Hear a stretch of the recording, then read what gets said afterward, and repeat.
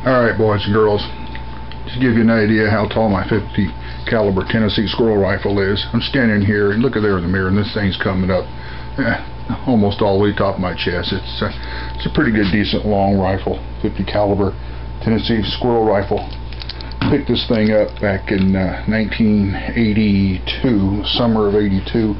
Got it from Dixie Gun Works up in Friendship, Indiana. We go up there to the National Muzzleloading Championship every year, and I was getting ready, still in the Army at the time, and I was getting ready to leave for Germany, and wanted a little project to take with me over there and work on, and really didn't think about the customs problems at the time, but what I did was I went up there and picked this kid up, 54 caliber.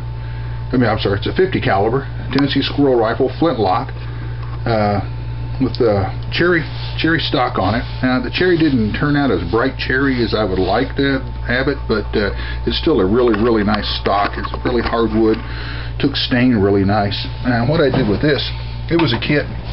Also, I kind of like putting things together. If I'm going to build a good firearm, I want to have a good one. I want to be able to build one myself and take a look at that thing, see how it goes. Now what I did, and the barrel's got little tangs that you have to insert in it on the bottom. Little tangs you insert in the little grooves that they've already milled into the barrel.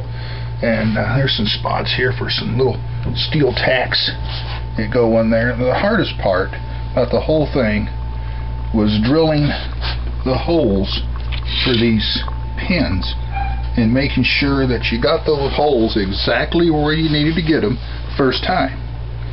And I'm not really good with measuring, so it took me over an hour, I think, to measure and drill those 5 holes.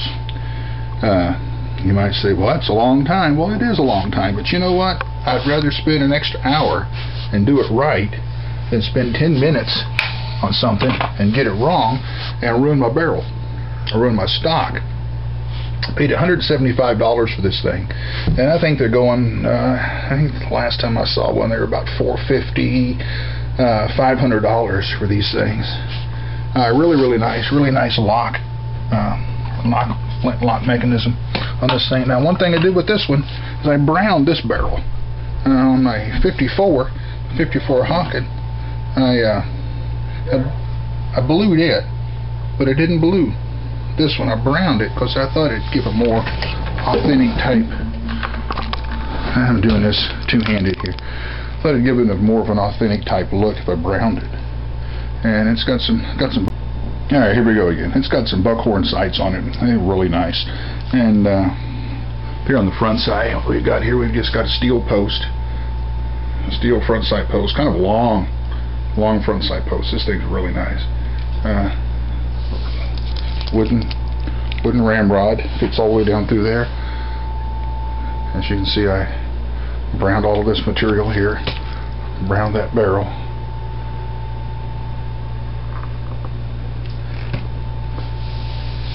Now the back end of the stock here, the cheek piece, that's kind of unique right there. I did a little extra work on that. I carved out back here just a little bit more on the cheek piece. And I carved a little bit underneath the bottom right there to add a little bit more definition to it. It looks really nice up under there. Had a little chip somewhere on it right here when I got it. Right there in the corner, little tiny piece missing. But once you put the metal around it, it's not a real big deal. It's got a nice little hole right there, about 3/4 inch hole. That's where your patch grease you put in there. I don't put anything in it, just a place to collect dirt and dust. I thought about putting a little round emblem or something in there, a piece of ivory or something later on, or a coin. I don't know what I'm going to do yet. But yeah, I've browned this barrel, stained it, and I did the same thing on this one here that I did with the other ones. All the screw holes in this one came already pre-drilled too, and what I did, I just took tung oil, like I said on the last video, and put tung oil and with a little swab or something, you know, you put it and get dip. There's some dust right there. You dip it in there on Q-tip and just let it drip into the hole and let it sit and soak through, and it keeps that all nice and dry and warm in there, and it doesn't allow any crud to get in there filter through and rot your wood from the inside. And they do the same thing on the lock mechanism too. I coated the inside of that really heavy with tung oil, and the tung oil is really good wood stain preservative. I really like tung oil. I like it a whole lot better than other things, because it gives it a deep, rich color, and it's natural, and it preserves and protects the wood, and it gives it a really good stain. Now this thing here, the barrel was in much better shape when I got it than the 54 Hawken barrel was. This thing didn't take much work, just a little bit of emery cloth sanding down. Browning it was really simple and quick and easy, quicker and simpler and easier than bluing a barrel. So I think if I ever do another rifle, I'm going to brown the barrel. I'm going to brown all the other furniture on it and everything else. Really much easier, I think, than bluing.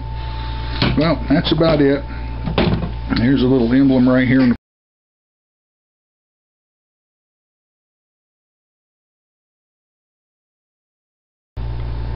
Yeah, right in there, Dixie Gun Works.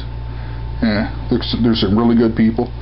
They're in Union City, Tennessee. They got a website and all that. You can check them out. They've got this rifle, I think the newer model version of this thing out.